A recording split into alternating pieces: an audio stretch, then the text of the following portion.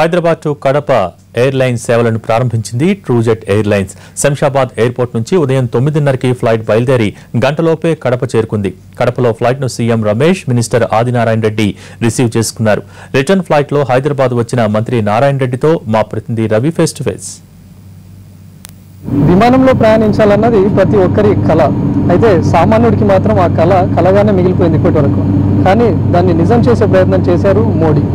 ఉడే ఆప్ నాగరికి అనే ఒక కొత్త పథకం ద్వారా సిటీలో ఉన్నటువంటి మేజర్ టౌన్స్ కూడా కనెక్టివిటీ ఇచ్చే విధంగా ఎయిర్లైన్స్ సర్వీసెస్ను స్టార్ట్ చేశారు. అందులో భాగంగానే ఈరోజు ఎయిర్లైన్స్ సర్వీసెస్ ప్రారంభమయ్యే దేశంలో 3 చోట్ల, షిమ్లా, అదేవిధంగా నాందేడ్, ఆ తర్వాత హైదరాబాద్ టు కడపకు ఈరోజు సర్వీసెస్ ప్రారంభమయ్యాయి. అందులో భాగంగా ట్రూజెట్ ఈరోజు హైదరాబాద్ నుంచి కడప ప్రారంభించింది. మనం హైదరాబాద్ రాజీవ్ గాంధీ ఇంటర్నేషనల్ ఎయిర్పోర్ట్ నుంచి ఫ్లైట్ జర్నీ చేసాం. అందులో 1 అవర్ లోపే మనం హైదరాబాద్ నుంచి కడపకు చేరుకున్నాం. సాధారణంగా అయితే బై రోడ్ 8 అవర్స్ పట్టేది, ఈ ఫ్లైట్లో 1 అవర్లోనే చేరుకున్నాం.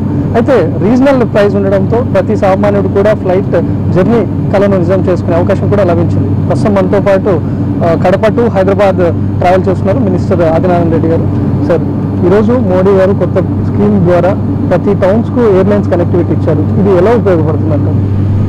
అసలు ఈ స్కీమ్ పేరే ఉడాన్ ఆమ్ నాగరిక్. ఏఎన్ అంటే ఆమ్ నాగరిక్.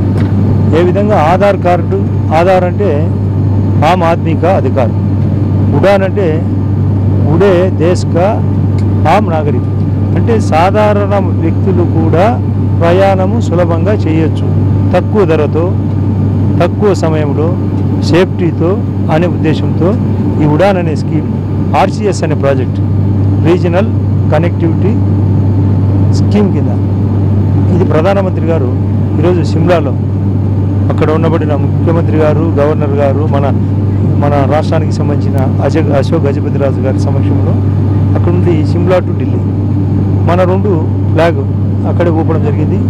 ఒకటేమో మన కడప టు హైదరాబాద్, మరొకటేమో హైదరాబాద్ టు నాందేడ్. అంటే ఉద్దేశము త్వరగా చేరాలా, ఖర్చు తక్కువ ఉండాలా, ప్రయాణం ఒకే ప్రయాణం అయితే ఎప్పుడు ప్రమాదం ఉంటుంది, ఒకే ప్రయాణం రైలు ప్రయాణము సుఖంగా ఉండాలా, విమానయాన ప్రయాణం సుఖంగా ఉండాలా, తక్కువ ధర ఉండాలా. దానికి తోడు రోడ్డు ప్రయాణం కంటే ఖర్చు తక్కువ.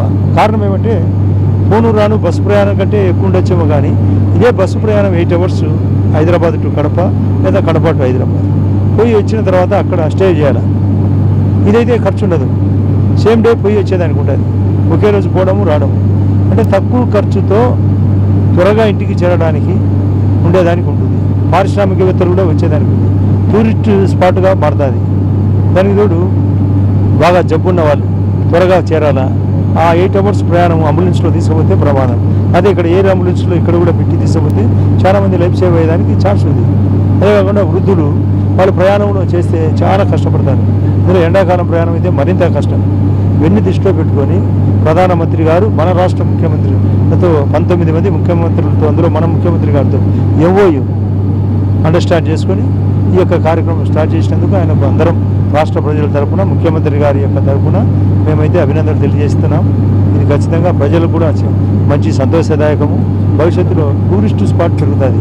మన గండికోట అని, సిద్ధవటం అని, ఒంటిమిట్ట రామాలయము, కడప పెద్ద దర్గా, పక్కనే తిరుమల టెంపుల్, ఇలాంటి స్పాట్లకు మనుషులు రాకపోకలు ఉన్నప్పుడు వ్యాపారాలు కూడా పెరుగుతాయి. ఫారిన్ కంట్రీస్ వాళ్ళు కూడా వచ్చేదానికి ఉంటుంది, ఫారిన్ టూరిస్టులు. కాబట్టి ఇది ఎంత పెంచితే అంత మంచిదనే ఉద్దేశంతో ఇది ముఖ్యంగా సిమ్లాలో అయితే మరింత పెరుగుతుంది. అందుకే ప్రధానమంత్రి గారు అక్కడ స్కీమ్ ఆన్ చేయడం జరిగింది. భవిష్యత్తులో మంది కూడా బ్రహ్మాండంగా పెరుగుతుంది.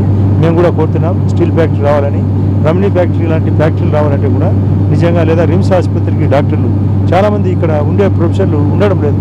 కారణం వాళ్ళకు సౌకర్యం లేక, వాళ్ళ పిల్లలను చదివించడానికి సౌకర్యం తక్కువని, వచ్చిపోయేదానికి సౌకర్యం తక్కువని, ఇలాంటివన్నీ తగ్గిపోతాయి.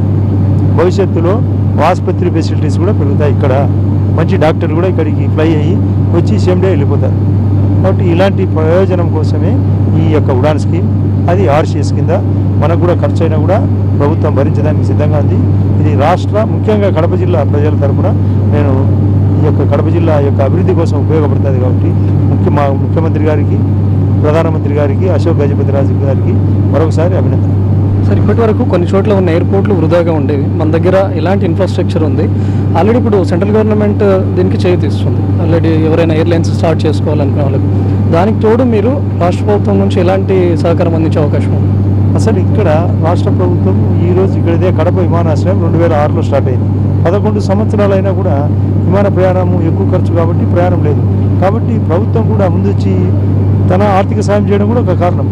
అదే కాకుండా ఇక్కడ టూరిస్ట్ హోటల్స్ కట్టాలా ప్రభుత్వ సాయం వచ్చేవాళ్ళకు. ఎయిర్పోర్ట్ ఎదురుగా కూడా ఎవరికైనా ముందుకు వస్తే ఏపీఐఏసీ లాంటి పక్కనే ఉంది.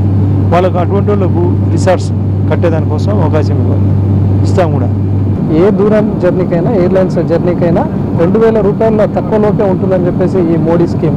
సో అందుకు తగ్గట్టుగానే ఎయిర్లైన్స్ కూడా ట్రూజెట్ లాంటివి ముందుకొచ్చి ఇవన్నీ ప్రవేశపెడుతున్నాయి. కాబట్టి ఈ రీజనల్ కనెక్టివిటీ ద్వారా ప్రయాణికులకు చాలా ప్లస్ అయిందని చెప్పుకోవచ్చు. అందులోనూ ఆంధ్రప్రదేశ్ రాజధాని కొత్తగా ఏర్పాటు అవ్వడం, ఎక్కువ స్థాయిలో విజిటింగ్స్ ఉంటాయి కాబట్టి ఈ కడప లైన్ కాస్త ఉపయోగపడుతుందని చెప్పుకోవచ్చు.